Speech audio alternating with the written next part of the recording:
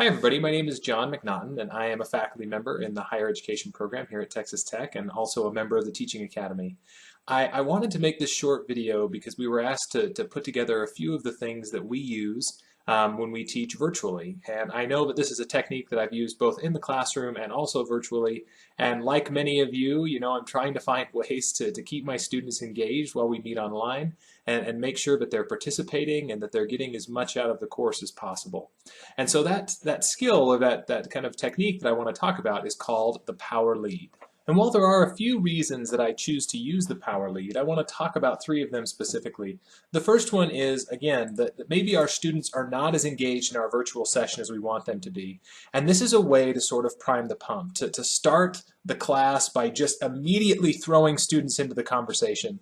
Sometimes I think what happens is as we start the class, as we go through the agenda, as we start sharing and teaching some content, a lot of times we lose students in that. And so this kind of forces them to engage instantly in the course and in the conversation for our virtual sessions, as well as in our face-to-face sessions. The second thing is, we might want to hear from our students around their experiences and thoughts on the material before we actually teach any new content.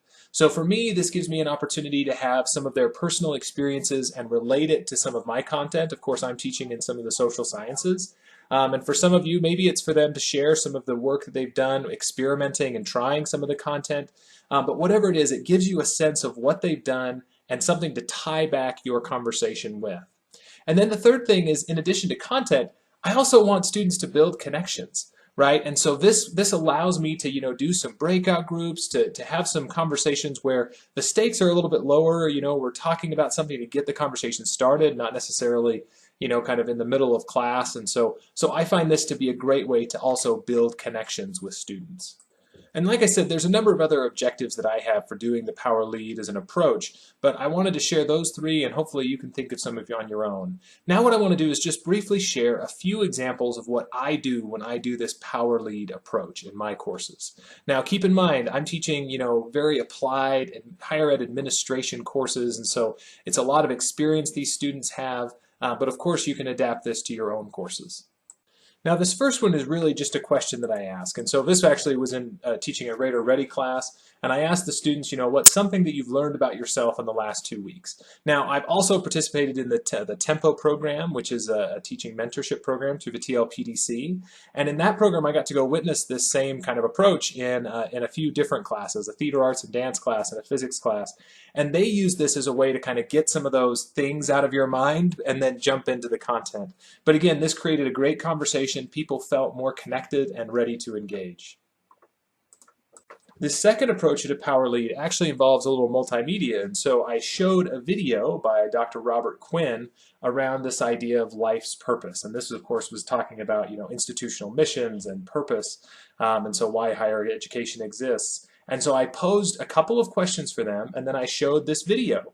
And it gave them an opportunity again to reflect on something as we were watching it in the moment, and then afterwards we had a conversation about their reactions to the video, their thoughts on the comments and on the questions. A third approach I've taken is to actually design a quick case study where I divide the class into groups. I send them out into breakout groups in Zoom, and I have them each take a position, right? So they have the case study, they're each given a specific position, and then I give them specific questions to reflect on in that position. So as the Vice President for Finance, what do I think the institution should do? What context would I want? What data would I want? And so again, it gives them the opportunity to jump right in, to think about the readings we've had that week, and to think about the content in relationship to an actual decision. And I found that students really enjoy this. And again, with those small groups, it helps to build a little camaraderie in the class as well. And then afterwards they come back, one person reports out, and they've had a chance to really dig in right up front. The last one I want to share is actually questions specific to the readings that we had this week. And so this week we were talking about conflict and power dynamics.